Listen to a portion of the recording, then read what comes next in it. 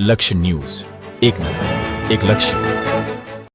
રાજકોટ જિલ્લાના ઉપલેટામાં સમસ્ત બ્રહ્મ સમાજ દ્વારા ઉપકર્મ સંસ્કાર ઉપલેટા દર વર્ષની જેમ આ વર્ષે પણ સમસ્ત બ્રહ્મ સમાજ દ્વારા સમૂહમાં ઉપકર્મ સંસ્કારનું આયોજન શનિવારના સવારે રાખવામાં આવ્યું હતું.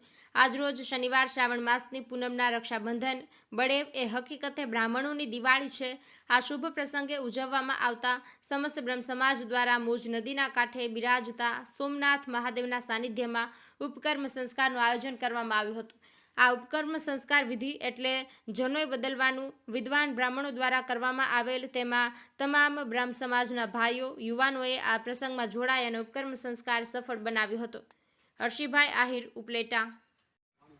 ઉપલેટા સમસ્ત બ્રહ્મ સમાજ દ્વારા ભગવાન સોમનાથ મહાદેવના સાનિધ્યની અંદર, મા ભગવતીના ગાયત્રી દેવીના સાનિધ્યની અંદર આજે ઉપલેટા સમસ્ત બ્રહ્મ સમાજ દ્વારા એક સમૂહ યજ્ઞોપવિત ધારણ કરવાનું અને ઉપાકર્મ જે વેદોક્ત રીતે અને પુરાણોક્ત રીતે જે શાસ્ત્રની અંદર બતાવ્યું છે એ જ પ્રમાણે આજના સમસ્ત ઉપલેટાના ભૂદેવો આજે સોમનાથ મહાદેવના પટાંગણની અંદર એકત્રિત થઈ અને વેદોક્ત રીતે સમૂહ જનોય બદલાવાનું એક સુંદર મજાનું આયોજન કરેલું છે.